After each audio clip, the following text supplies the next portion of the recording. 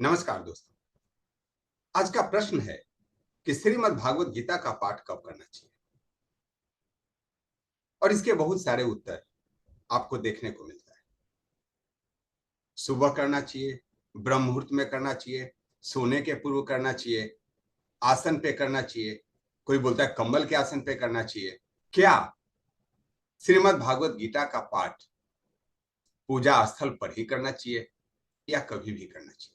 इस पूरे प्रकरण को एक कहानी के माध्यम से समझते हैं। और एक आग्रह मैं आपसे जरूर करूंगा, इस कहानी को अंत तक देखिए और अगर यह संदर्भ आपको पसंद आए तो इस चैनल को सब्सक्राइब अवश्य करें। आज हमारी संस्कृति लुप्त होती जा रही है और इसका बहुत बड़ा योगदान हमारी धारणाओं का भी है। बहुत सारे लोग अपने घरों में रामचरितमानस, श्रीमद् भागवत गीता का पुस्तक बहुत बढ़िया से सजा करके रंगीन कपड़े में लपेट कर रखते हैं, सुबह शाम उसको नमस्कार भी करते हैं। लेकिन क्या यह नमस्कार करने की मात्र चीज है? इस संदर्भ में हमें सोचना होगा। तो मैं एक आपसे क्वेश्चन पूछ रहा हूं। श्रीमद् भागवत गीता जिस समय भगवान श्री कृष्ण ने सुनाई थी, उस समय क्या कोई आसन पे बैठे हुए थे? क्या उस शांत माहौल में थे? श्रीमद् भागवत गीता का सृजन उस समय किया गया जिस समय युद्ध का माहौल था। दोनों तरफ सेनाएं मरने मारने को उतावली थी। हाथों में तलवार लिए योद्धा उसको रक्त में रंजित करने के लिए तैयार थे। उस द्वंद्व के बीच में श्री कृष्ण अर्जुन संवाद का नाम श्रीमद् भागवत गीता है। आपके जीवन में भी जब जब उतार चढ़ाव होता है, जब जब संग्राम की स्थिति आती है, श्रीमद् भागवत गीता आपके लिए सर्वाधिक उपयुक्त गाइडेंस देता है। इसे तब तब पढ़ना चाहिए।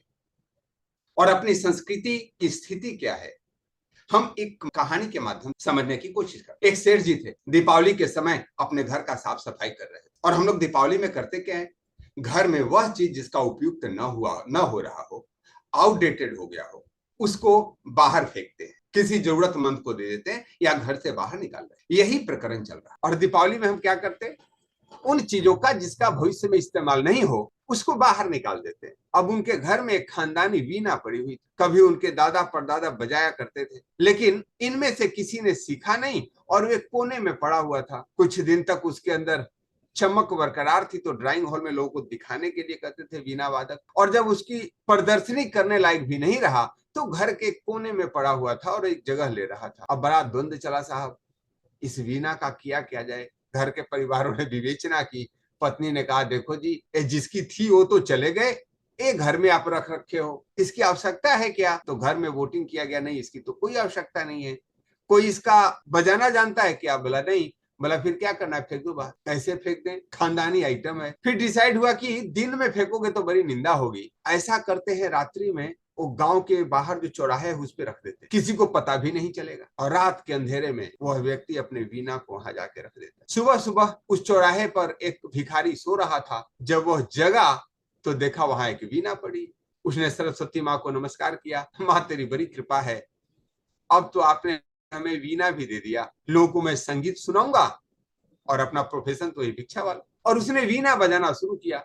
उसको वीणा बजाने आ गया। उसकी मधुर झंकार से लोग रुकने लग गए। ऑफिस आने जाने वाले यात्रियों को जब उनकी वीणा की आवाज आए, लोग रुक जाएं, ठिठक जाएं, मंत्रमुग्ध हो जाएं। इतना सुंदर वीणा बजाता था वो। और देखते ही देखते यह बात पूरे महकमे में फैल गई।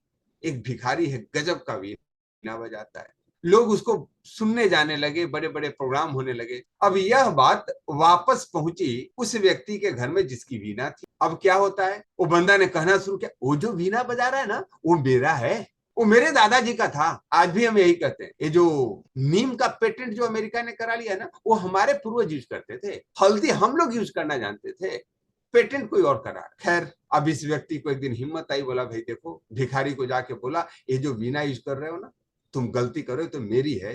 बोला जी, मुझे तो चौराहे पे मिली थी। बोला चौराहे पे मैंने तो धूप लगाने के लिए रखी थी। हाँ जी।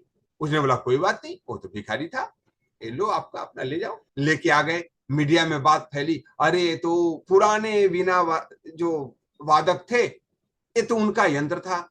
2 दिन 4 दिन मीडिया पत्रकार सारे इनके पास आने लगे, रिश्तेदार, अरे वाह वाह ये आपकी वीणा थी, आपकी वीणा थी। 2-4 दिन फिर वीणा वीणा हुआ, उसके बाद फिर पत्रकार आना बंद कर दिए, लोगों ने पूछना बंद कर दिया, बजाना इन्होंने फिर भी नहीं सीखा। नतीजा क्या हुआ, फिर वीणा वापस उसी कोने में चली गई जहां से आई थी। क्या हमारे साथ यही नहीं हो रहा है? श्रीमद् भागवत गीता, रामायण, उपनिषद, ये आपके घर में रखी हुई वीणा है, ये आपका है, बजाइए। ये आपके पूर्वजों की निधि है। कोई और बजाने लगता है तो आप सिर्फ यह क्लेम करते हैं। देखो the power of subconscious mind जो बुक लिखा है ना, वो तो गीता से लिया गया है, वो भारतीय परंपरा से लिया गया है। The many master many life जो लिखा है ना, वो तो हमारे शास्त्रों से लिया गया है पुनर्जन्म का। आपकी वीणा है, आप बजाइए, यह मेरा निवेदन।